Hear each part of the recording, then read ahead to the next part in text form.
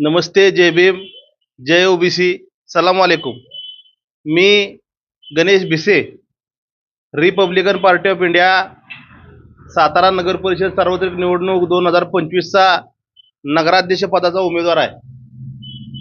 सातारा शहरामध्ये आम्ही ज्या समूहाला आजपर्यंत सत्तेमध्ये कधी स्थान मिळालेलं नाही, सत्तेमध्ये त्याला कधीही गणितात घेतलं जात नाही, अशा छोट्या छोट्या समूहांना एकत्रित करून आम्ही ही निवडणूक लढवत आहोत.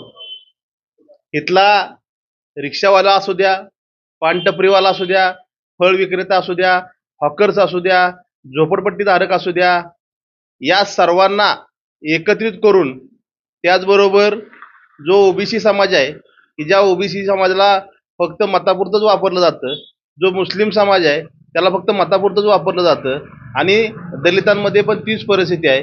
या सर्व समूह घटकांना एकत्रित करून आम्ही या निवडणुकीला सामोरं जात आहे.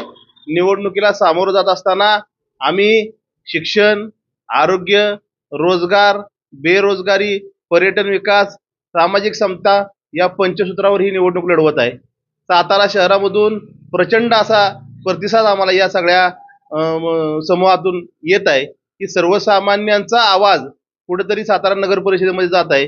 ज्या उमेदवाराला इथल्या सर्वसामान्य घटकांच्या प्रश्नाची जाणीव आहे असा उमेदवार नगराध्यक्षपदी विराजमान होतोय, ही भूमिका सातारकरांची आहे. आणि अतिशय प्रचंड रिस्पॉन्स या सातारा शहरामधून सातारकर नागरिकांचा आहे. आणि येत्या 3 तारखेला, 2 तारखेला मतदान आहे, 3 तारखेला निकाल आहे. येत्या 2 तारखेला माझं सुज्ञ सातारकर मतदार बंधू आणि भगिनींना आव्हान आणि विनंती असणार आहे, आपल्याला जर आपल्या खऱ्या अर्थानं सातारकरांचा मनातील आवाज जर बुलंद करायचा असेल, खऱ्या अर्थानं छत्रपती शिवराय फुले शाहू आंबेडकर साहित्यरत्न लोकशाहीर अण्णाभाऊ साठे यांच्या विचाराचा जर माणूस आपल्याला सत्तेमध्ये बसवायचा असेल, तर आपल्याला गणेश बाळू भिसे यांचं रिक्षा चिन्हासमोरील बटन दाबून त्यांना प्रचंड बहुमताने विजयी करावं, अशा पद्धतीचं आव्हान मी करतो आणि थांबतो. जय भीम.